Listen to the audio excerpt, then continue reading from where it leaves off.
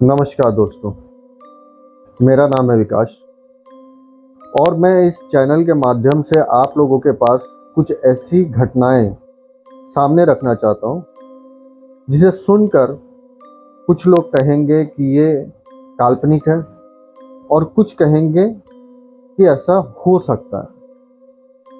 तो जिन जिन को भी मेरी ये स्टोरी अच्छी लगे प्लीज़ लाइक करें, सब्सक्राइब करें, क्योंकि इससे मुझे मोटिवेशन मिलेगा। और मैंने एक 100 डेज़ का चैलेंज लिया है कि मैं 100 दिन तक लगातार 100 नई नई कहानियाँ, सच्ची कहानियाँ आपके सामने लेकर आऊँगा। तो स्टोरी शुरू करने से पहले मैं आप लोगों से बस इतना ही कहना चाहता हूँ कि आप जितना मुझे प्यार देंगे, मुझे मोटिवेट करेंगे, मैं उतना ही आपको एंटरटेन करूँगा। तो टाइम वेस्ट ना करते हुए मैं डायरेक्ट स्टोरी के ऊपर आता हूँ। स्टोरी कुछ बच्चों के ऊपर है जो कि कार्तिक पूर्णिमा के दिन भगवान की पूजा करना चाहते हैं। तो बहुत सारे लोग ये जानते हैं, जो उड़ीसा से हैं वो इस बात को रिलेट करेंगे कि कुंवार पूर्णिमा हमारे वहाँ पे मतलब उड़ीसा में बहुत बड़ा फेस्टिवल है। वहाँ पे सुबह 4 बजे 3 बजे लड़के लड़कियाँ सब जाते हैं बगीचे में फूल तोड़ना, भगवान की पूजा करना। एक बहुत डिवाइन सा माहौल रहता है। तो डिवाइन माहौल रहने के साथ साथ क्या होता है कि कभी कभी हम कुछ अच्छा करने जाए ना तो कुछ बुरा हो जाता है। तो ऐसा ही कुछ बच्चों के साथ हुआ जो कि उड़ीसा के एक गांव से हैं और बहुत ही डिवाइन माहौल था उस गांव का। सारे लोग पूजा करते हैं, सुबह उठकर नहाना, नदियों में जाकर बगीचों से फूल तोड़ना, सब कुछ। तो अब क्या है कि रात को कुछ लड़कियों ने डिसाइड किया कि हम भी कल सुबह उठकर बगीचे में फूल तोड़ने जाएंगे और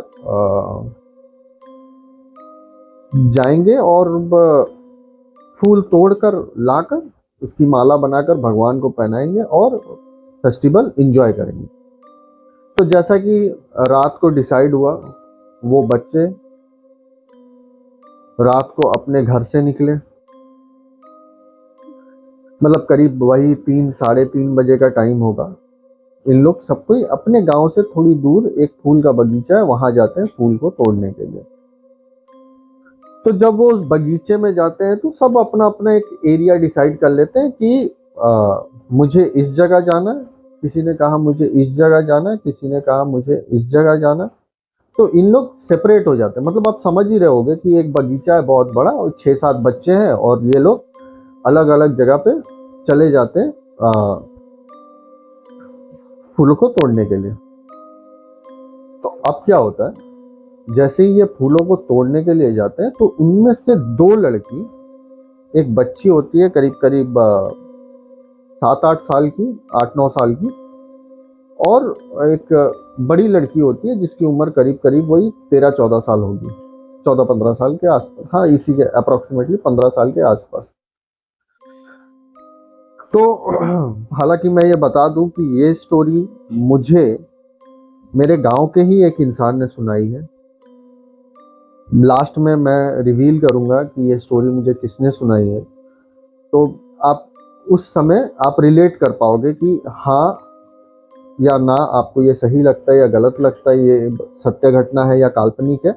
ये आप मुझे कमेंट बॉक्स में बता देना। मैं इसके ऊपर डिस्कस नहीं कर रहा हूँ, बस स्टोरी आपको बता रहा हूँ कि क्या हुआ। तो दोनों बच्चे एक डायरेक्शन में जाते हैं। तो एक मंदार का गाछ होता है, मंदार जिसको पता नहीं है एक फ्लावर है जो हर जगह पाया जाता है, मुझे भी हिंदी में उसका नाम नहीं पता, उसको उड़ीसा में मंदार फूल बोला जाता है। तो क्या हुआ, उस मंदार के पेड़ के पास जाके, या मंदार आप छोड़ दो, एक फूल के पेड़ के पास जाके उन लोगों ने फूल तोड़ना शुरू किया।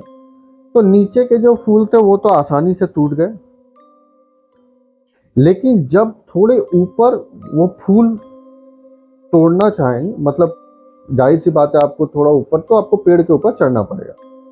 तो जो बच्ची लड़की है वो नीचे एक पॉली बैग लेके खड़ी है और उसमें वो फूल को बटोर रही है, और ये जो बड़ी लड़की है ये फूल तोड़ने के लिए उस पेड़ के ऊपर चढ़ती है। जब वो पेड़ के ऊपर चढ़ती है तो थोड़ा सा ही फूल तोड़ती है, तभी ये जो नीचे बच्ची खड़ी है जोर से चिल्लाती है, दीदी दीदी दीदी दीदी दीदी। और सारे लोग, मतलब सारे जो बच्चे हैं वो उसकी आवाज सुनकर वहां पे दौड़कर चले आते हैं। पूछा, क्या हुआ क्या हुआ क्या हुआ, क्यों चिल्ला रही हो, क्यों इतना शोर मचा रही हो, क्या हुआ क्या हुआ, क्या ऐसा हुआ तुम इतना शोर मचा रही हो। और वो जो लड़की है वो ऊपर में उसकी आवाज सुनकर उसने रिएक्ट किया। रिएक्ट करने के बाद फिर वो उस पेड़ के डाल पर अपने दोनों पांव, मतलब ये पेड़ है, ये ऐसे करके बैठ गई है दोनों पांव करके और सीधा बैठी हुई है और ऊपर से फूलों को तोड़ रही है, जैसे मानो कुछ हुआ ही नहीं है। वो उसके ऊपर कुछ रिएक्ट ही नहीं किया। एक बार बस जब वो चिल्लाई, उसने नीचे देखा तो उससे पूछा कि क्या हुआ, तुम इतना क्यों शोर मचा रही हो। बोली कि दीदी जिस पेड़ के ऊपर चढ़ी है, मैंने उस पेड़ पे किसी और को भी देखा। तो सारे बच्चे थे, अब जाहिर सी बात है सारे बच्चे ही हैं, किसी कोई भी मतलब 18 के ऊपर का नहीं है, सब टीनेजर हैं। 14 साल का, 15 साल का, 7 साल के, 8 साल के, 10 साल के बच्चे सब इंजॉय करने के लिए उस बगीचे में जाके फूल तोड़ते हैं। तो ऐसा होता है। तो फिर उन लोग में से एक लड़का जो रहता है, जो भी उस लड़की के उम्र का रहता है, वो बोलता है कि चलो अब हम लोगों ने कर लिया अपना सारा काम, अब हम लोग चलते हैं।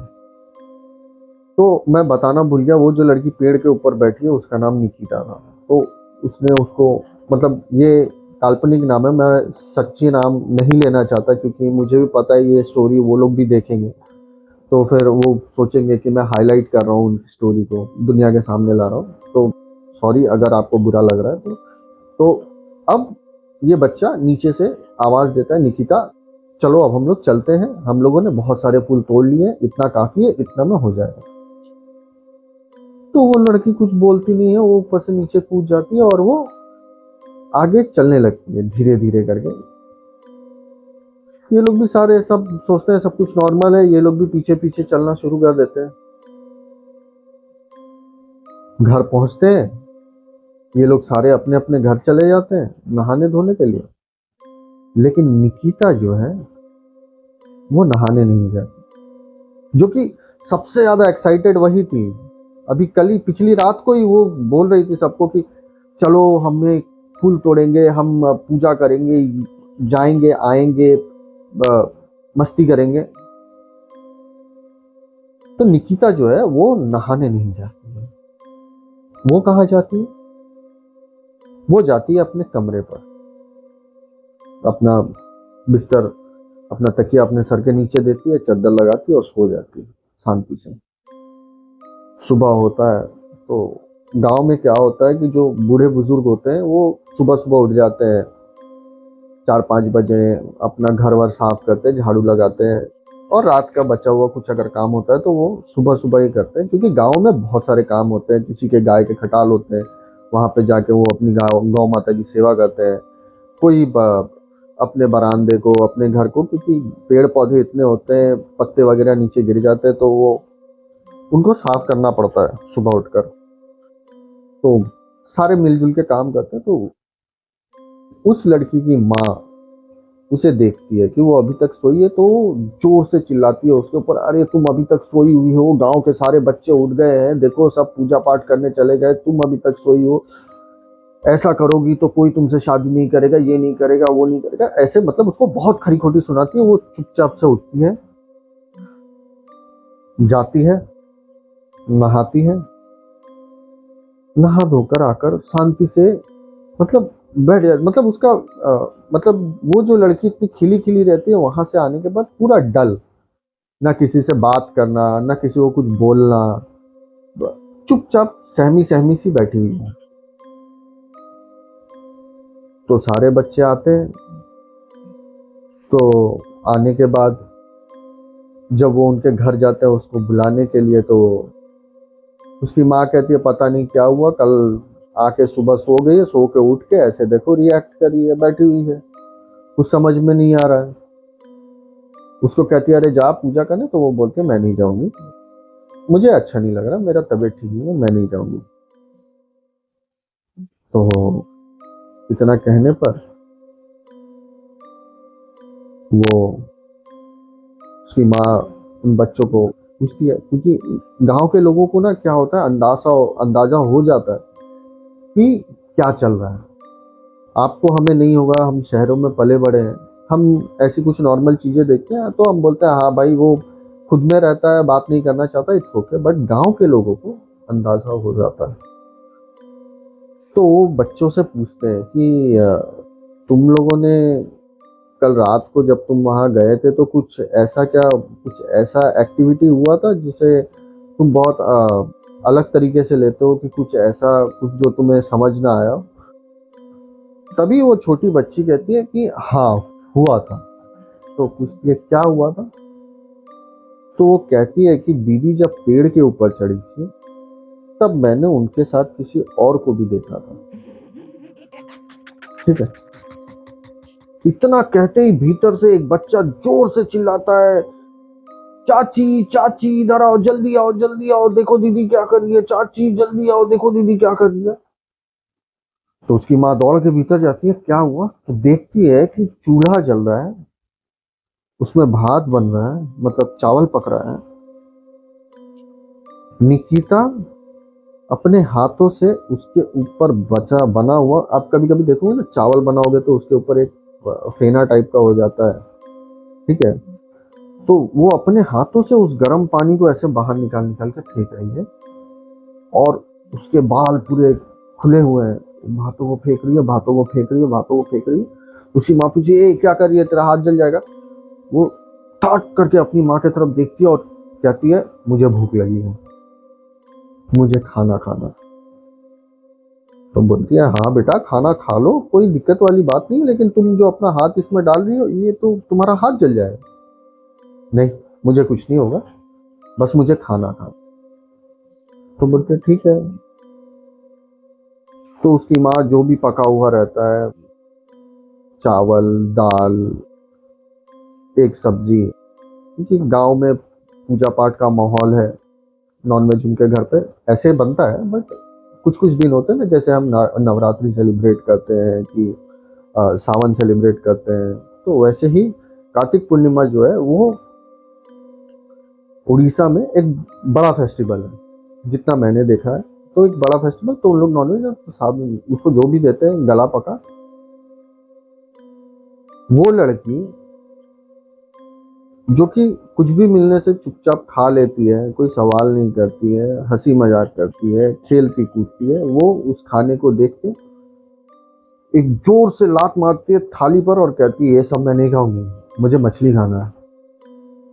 उसकी माँ उसको बोलती है कि बेटा देख अभी मछली तो मिलेगा नहीं, तो तू अभी इसी से काम चला, पूजा खत्म हो जाने दे, मैं तुझे वो भी पका के खिला दूंगी। तो वो डायरेक्ट अपनी माँ को डायरेक्ट कहती है साली तेरे को मैंने कहा ना कि मुझे मछली खाना है, तुझे समझ में नहीं आता, या तू जानबूझ के नाटक करी है, तुझे भी पता है कि मैं तेरी बेटी नहीं हूँ, मैंने कहा ना मुझे मछली खाना है। और वो जोर जोर से हंसने लगती, मतलब ऐसी हंसी कि उसकी हंसी देख कर के वहां सारे बच्चे डर गए, लिटरली डर गए। अब उसकी माँ को समझ में आ गया है कि उसकी बेटी पोजेस्ड हो चुकी। तो वो क्या करती है, जब उसको ये सब चीज देख लिया तो उसकी माँ सोचती है ये तो अब गड़बड़ है, अगर कुछ नहीं किया जाए तो प्रॉब्लम हो सकती है। तो गांव में क्या होता है ना, अगर कहीं भी किसी भी घर में कोई भी प्रॉब्लम हो तो गांव की एक सबसे अच्छी बात है कि गांव के हर इंसान, आपके जो वो गांव के पूरे इंसान होंगे वो आपकी मदद करेंगे, चाहे आपका प्रॉब्लम छोटा हो चाहे बड़ा, हर कोई आपकी मदद करने के लिए अ, आगे रहता है। और इसीलिए कहा जाता है कि अगर आपको शहरों में ज़्यादा स्ट्रेस है या ज़्यादा आपको बहुत कोई चीज़ परेशान करी है, तो आप अपने गाँव हो आओ, वहाँ की हवा पानी बदलेगी, आप मस्त हो जाओगे, फ्रेश एनवायरनमेंट में मज़ा आएगा। तो वैसे ही जब बुलाया गया तो वहीं की एक चाची और रहती हैं, जिन्होंने उसकी माँ से कहा कि बेटा तुम चिंता मत करो, मैं यहाँ एक आदमी को जानती हूँ, मैं उसे बुला के ले आती हूँ, वो देखेगा तेरी बेटी के साथ क्या हुआ क्या नहीं हुआ। तो वो आता है, बाबा आते हैं, पुरोहित जी बैठते हैं, उसकी बेटी को बोलते जाओ उसे लेके आओ। वो लेके आते, बैठाते हैं। बैठाने के बाद जैसे ही वो लड़की उस बाबा को देखती है, वो कहने लगती है तू मेरा पीछा नहीं छोड़ेगा, इसके पहले भी मैं जहाँ थी तूने मुझे वहां से निकाल फेंका था, अभी तू फिर यहाँ आ गया, तू क्या चाहता है, मैं भूखी रहूं, मुझे खाना खाता है। तो बाबा को सारी कहानी पता चल जाती है, क्योंकि 2-3 महीने ही उसने एक लड़की के अंदर से इसको निकाला था। तो वो बोलते हैं बाबा कि तूने अब इस लड़की को क्यों पकड़ा। तो कहती है कि सुबह सुबह इन लोग आए थे, मैं पेड़ के ऊपर आराम कर रही थी, ये ऊपर चढ़ के मुझे परेशान किया, फूलों को तोड़ रहा था, मुझे गुस्सा आया, मैं इसके साथ इसके घर चली आई। तो बाबा कहते हैं कि अब क्या करना चाहती है तुम।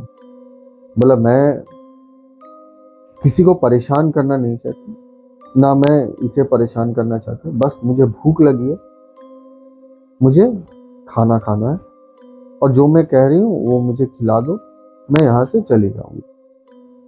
बाबा कहते हैं कि गांव में तो अभी नॉनवेज रुकेगा नहीं बेटा, पूजा पाठ का समय है, तो तू ऐसा कर कि गांव के बाहर जो तालाब है वहां पे हम तुझे खाना दे देंगे, तू वहां खा लेना, अभी इसका पीछा छोड़ो। तो वो पुरोहित जी से बोलती है सच में आप मुझे खाना वहां पहुंचा दोगे, अगर नहीं पहुंचाया तो सोच के रख, मैं फिर इस लड़की के अंदर आके इसको ले जाऊंगी। नहीं नहीं, बाबा बोले नहीं नहीं, ऐसा कोई बात नहीं है, मैं तो तुझे बोल रहा हूँ, मैंने पहले भी तुझे जो कहा था वो मैंने किया, अभी तू चली जा, ठीक है। तो जैसे ही वो जाती है, बाबा की बात सुन के वो धड़ाम करके गिर जाती है, वो जो लड़की घर पे बैठी होती है, और उसका शरीर पूरा अकड़ रहा है, उसके सर पे दर्द है, मानो जैसे कुछ हुआ ही नहीं। और फिर उस लड़की को अंदर लेके गए, तो वो माता जी थी, गांव के और लोग थे। तो बाबा कहते हैं कि आप एक थाल सजाओ, उस थाल में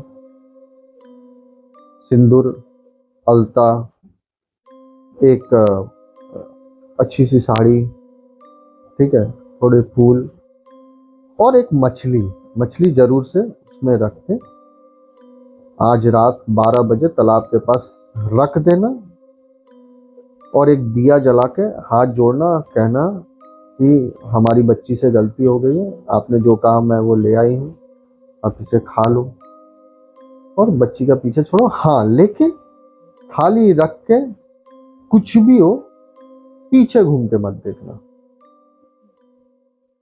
पीछे घूम के देखोगे तो फिर वो तुम्हारे साथ तुम्हारे घर तक चली आएगी, तो पीछे मुड़ के मत देखना। सब कुछ हो गया, डिसाइड हो गया, बाबा के कहे अनुसार सब सामान आ गया, लेकिन अब जाए तो जाए कौन भाई, सबको अपनी जान प्यारी है, सबको भूत प्रेत से डर लगता है, अब वहां जाए तो जाए कौन।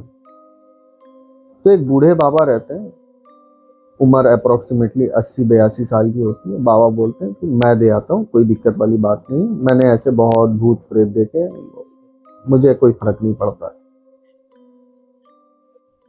तो ठीक है, आप ही जाओ बाबा, अगर आपको कोई फर्क नहीं पड़ता तो आप ही जाओ भाई, सीधी सी बात है, आपको फर्क नहीं पड़ता तो आप जाओ। तो वो बाबा थाल लेके जाते हैं, कुछ लोग उनके साथ 3-4 जन जाते हैं तालाब के पास, वो थाल रखते हैं, दिया जलाते हैं, हाथ जोड़ते हैं, बोलते हैं कि उस बच्ची को छोड़ दो, तुम्हें तुम्हारा कहा हुआ चीज मिल गया है, अब तुम इसे खाओ और रहने दो, हो गया सब।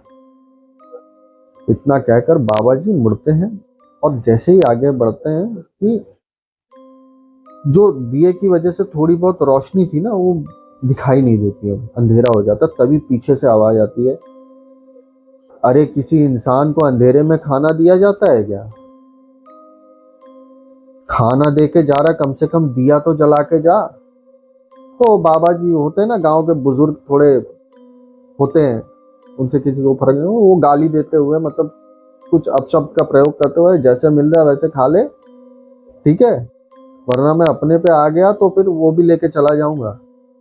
तो फिर पीछे से आवाज आती, अच्छा तो एक बार पीछे मुड़ के देख। बाबा जी कुछ रिएक्ट नहीं करते, वो चुपचाप जाते हैं और वहां के लोगों को भी लेके जाते हैं। फिर गांव में घुसने के पहले एक बोरवेल होता है, ट्यूबवेल होता है, जिसमें से पानी निकलता है, उसमें वो अपने हाथ धो के अच्छे से नहा के फिर वो अपने अपने गाँव जाते हैं। तो ये एक छोटी सी कहानी, सच्ची कहानी जो मैंने आपके सामने रखी है। आप अब इसे काल्पनिक समझिए, आप अब इसे सच्ची घटना समझिए, ये आपके ऊपर है। लेकिन मैंने अपना एक्सपीरियंस आपसे कह दिया। और लिटरली बताऊं, जब मैंने ये कहानी सुनी थी तो मुझे बहुत डर लगा था। अब मुझे नहीं पता मैं ये कहानी अच्छे से आपको सुना पाया कि नहीं। तो प्लीज़ मेरे चैनल को लाइक करो, सब्सक्राइब करो, क्योंकि आप जितना मुझे प्यार दोगे मैं उतना आपको एंटरटेन करूँगा, क्योंकि एक वीडियो बनाने में बहुत मेहनत लगती है। और मैंने आपसे वादा किया, मैं 100 दिन 100 कहानियाँ आपको ज़रूर सुनाऊंगा, इंडिया के अलग अलग प्रांत के लोगों से, जिनके साथ मैं रहा हूँ, पला बड़ा हूँ, खेला कूदा हूँ। तो प्लीज़, और हाँ, मैं नीचे डिस्क्रिप्शन में अपना ईमेल आईडी दे दूंगा। आप लोगों के पास भी कोई कहानी है तो प्लीज़ आप मुझे वहाँ डालिए, क्योंकि हिंदुस्तान की जो जनता है ना, वो बहुत ज़्यादा है। अगर 1000 लोगों ने भी मुझे अपनी कहानी भेजी, मैं वादा करता हूँ मैं सबकी कहानी बताऊंगा। मैं ऐसा नहीं कहूँगा कि मैं इसकी कहानी बताऊंगा इसकी छोड़ दूंगा, मैं ऐसा नहीं करूँगा। मैं सबकी कहानी बताऊंगा। 1000 दिन, जो चीज़ टारगेट मेरा 100 दिन का है, वो 1000 दिन भी होगा मैं, लेकिन सबकी कहानी बताऊंगा। आशा करता हूँ आप लोग स्वस्थ रहिए, खुश रहिए। आप सभी को हैप्पी नवरात्रि, जय माता दी, जय